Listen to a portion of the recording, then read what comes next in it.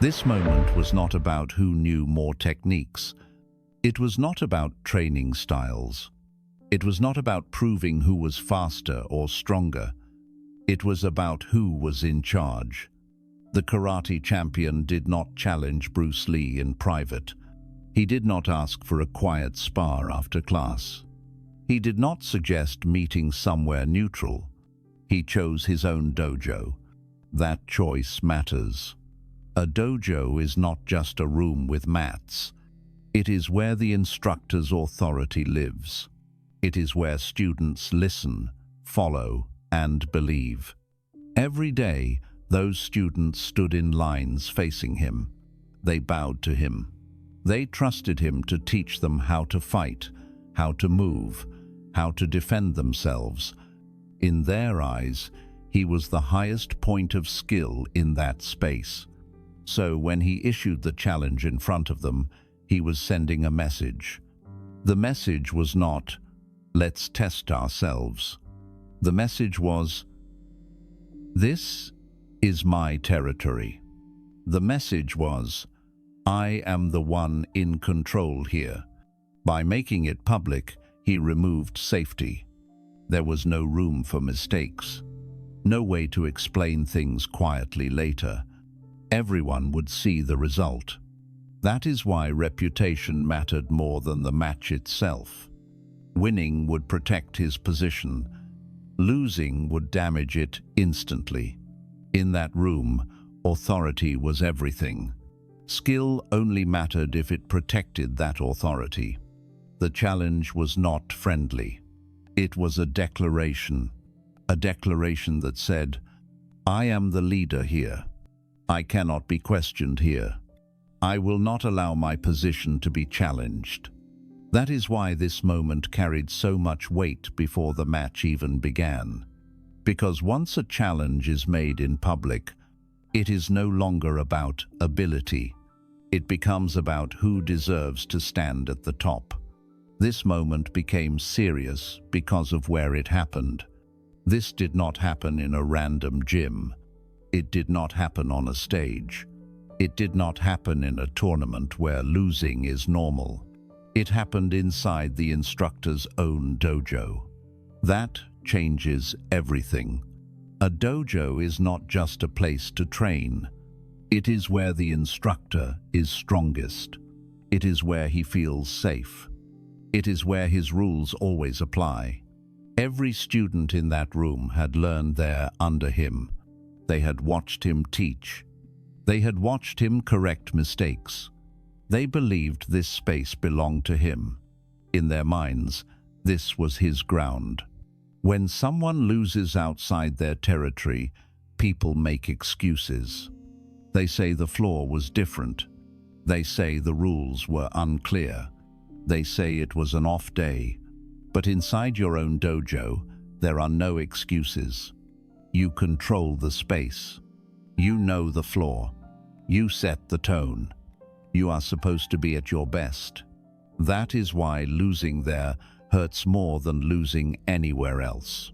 The students expected their instructor to dominate simply because of where he stood. They believed the dojo itself gave him power. It was the place where he had always been confident. So when the match happened there, the risk became real. If he won, his authority would become stronger. If he lost, everything he taught would be questioned. That is why territory matters. When you lose on your own ground, you don't just lose a match. You lose certainty. You lose presence. You lose the invisible power that makes people listen. And once that power is gone, the room never feels the same again. The students changed everything. Without them, this would have been a simple exchange between two men. With them present, it became a test of leadership. The students were not just watching a match. They were watching their instructor. They stood quietly. They paid attention. They wanted to see how their teacher would handle the situation. In their minds, this was not supposed to be difficult. They expected confidence. They expected control. They expected their instructor to show why he was in charge. Students don't only learn from words. They learn from what they see. Every class before this moment had built an image. The image of a teacher who could not be challenged. The image of someone who always had answers. That image was on the line. When the challenge happened, the students leaned in. Not physically, but mentally. They were alert. They were measuring everything. How calm is he? How sure is he? Does he look confident? In a room like that, silence is heavy. No one speaks. No one moves. Every second stretches. The students expected dominance because that is what authority looks like to them. If the instructor hesitated, they would notice. If he struggled, they would notice. And when the match ended quickly, they noticed that too. No one needed to explain what happened. They understood it immediately. Students do not argue with reality. They absorb it. In that moment, the lesson they learned was not written on the wall. It was felt. They saw that authority can disappear.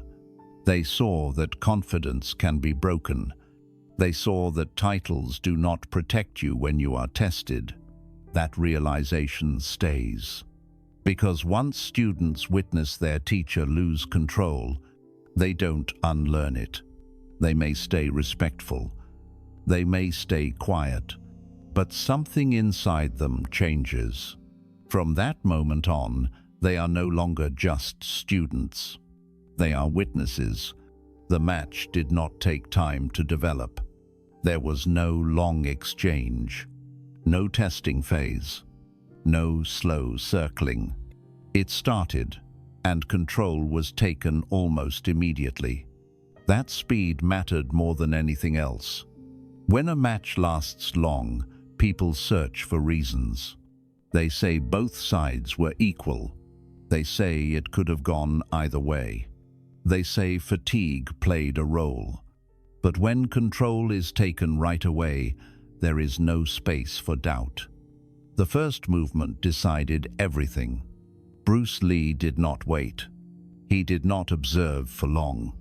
He did not give the instructor time to settle. As soon as the match began, the balance shifted. The instructor did not get to show his dominance. He did not get to build confidence. He did not get to perform for his students. That chance disappeared instantly. The students saw it clearly. There was no confusion about what they were watching. They saw who was leading and who was reacting. And reaction is weakness in a place where authority is expected. The moment control was lost, the match was effectively over. Not because of pain, not because of injury, but because control had changed hands. In front of students, losing control is worse than losing a point. It means your position is no longer secure.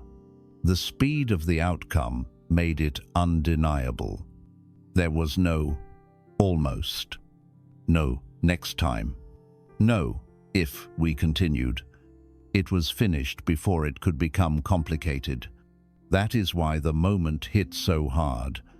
The instructor did not slowly lose ground. He lost it all at once. And everyone in the room understood that immediately. What happened after the match mattered just as much as the match itself. There was no noise. No one spoke. No one laughed. No one clapped. The room went completely quiet. That silence was not confusion. It was understanding. The students did not need an explanation. They did not need someone to tell them who won. They had already seen it. Silence happens when reality is clear. The instructor stood there with his students watching him, and there was nothing he could say to fix the moment. Any words would have sounded weak. Any excuses would have sounded empty. Before the match, his voice carried weight. When he spoke, students listened. That was authority. After the match, his voice could not change what had just happened. That is when authority collapses. The students felt it instantly. They did not lose respect because they were cruel. They lost certainty because they were honest. Authority depends on belief. Belief depends on what people see with their own eyes. And what they saw could not be undone. Silence also showed fear. Not fear of Bruce Lee. Fear of what this meant for everything they had believed before. When authority breaks publicly, people don't react loudly. They retreat inward. They process. Each student was doing that quietly. They were asking themselves questions without saying them out loud. If this can happen here, what else can change? If he can lose control, who is really in charge? What does this mean for what I'm learning? That is why silence is powerful. Noise can be ignored. Silence cannot. In that quiet moment, the instructor's position changed permanently. Not because someone attacked him with words, but because reality spoke louder than anything he could say. The room did not need a reaction. The absence of one said everything. Once a loss happens in public, it cannot be reshaped. That is what made this moment final. There was no rematch offered. No second attempt. No suggestion to try again later. And that was not accidental. A public loss leaves no room to change the story. If this had happened in private, the instructor could have explained it away. He could have said it was a misunderstanding. He could have practiced quietly and returned stronger. No one would have known. But this happened in front of his students. They saw the beginning. They saw the control shift. They saw the end. Nothing could be edited. In public, excuses sound weak. In public, explanations feel forced. In public, people trust what they saw more than what they are told. That is why no rematch was possible. A second match would not erase the first one. It would only remind everyone that the loss already happened. Authority does not reset like a scoreboard. Once it cracks, people remember the crack even if you try to cover it. The instructor understood this. Trying to talk his way out would have made things worse. Trying to challenge again would have looked desperate. Trying to justify the loss would have confirmed it. So the moment stayed untouched. The students did not need closure. They already had it. They knew who had control. They knew who had lost it. Public losses create permanent reference points. From that day forward, every command, every correction, every lesson would be compared to that moment. Even if nothing was said, everyone remembered. That is why public losses are so damaging. They do not fade. They do not soften. They do not improve with time. They sit quietly in memory. And once authority is questioned in front of witnesses, it never fully returns to what it was before. What Bruce Lee did after the match mattered more than anything he could have said. He did not celebrate. He did not raise his voice. He did not turn toward the students. He did not claim the room. He simply stopped and stepped away. That calm exit made the result final. If he had spoken, it would have created noise. If he had explained, it would have opened debate. If he had shown emotion, it would have given people something to focus on. But he gave them nothing. That silence kept all attention on what had already happened. The students were left with only one memory: the loss itself. By leaving calmly, Bruce Lee did not challenge the instructor further. He did not humiliate him with words. He did not extend the moment. He allowed the result to stand on its own. That is important. When someone wins and celebrates, the story shifts to them. When someone wins and stays quiet, the story stays on the loss. The instructor was left alone with his students, left to face their eyes, left to carry the weight of what they had seen. Bruce Lee did not take the authority. He exposed it. And once exposed, authority cannot be hidden again. The calm exit also showed confidence. Not confidence meant to impress. Confidence that does not need approval. There was no need to prove anything else. The moment had already proven it. By walking away, Bruce Lee closed the situation completely. No discussion, no continuation, no reopening. That made the outcome feel unavoidable. It told everyone in the room that nothing more needed to be done. And that quiet ending made the loss heavier than any celebration ever could. This moment lasted because of where it happened and who witnessed it. If this had happened in a gym, it would have faded. If it had happened in private, it would have been forgotten. If it had happened in a tournament, it would have been recorded as just another result. But it didn't happen there. It happened in a dojo. The place where authority is supposed to be strongest. The place where doubt is not supposed to exist. Every student in that room had trusted the structure of that space. They believed the person standing at the front was untouchable there. That belief was part of the training. When that belief broke, it broke publicly. That is why this moment stayed alive long after it ended. People don't remember it because it was dramatic. They remember it because it was undeniable. There were no complicated details to debate, no confusion about what occurred, no argument about who controlled the moment. Everyone saw the same thing at the same time. The instructor did not lose because of a mistake. He lost because the situation removed all protection. His title could not protect him. His position could not protect him. His environment could not protect him. The dojo, which had always reinforced his authority, became the place where it disappeared. That reversal is what made it permanent. From that day forward, the room was changed. Not visibly, not loudly, but permanently. The walls stayed the same. The students stayed the same. But the certainty was gone.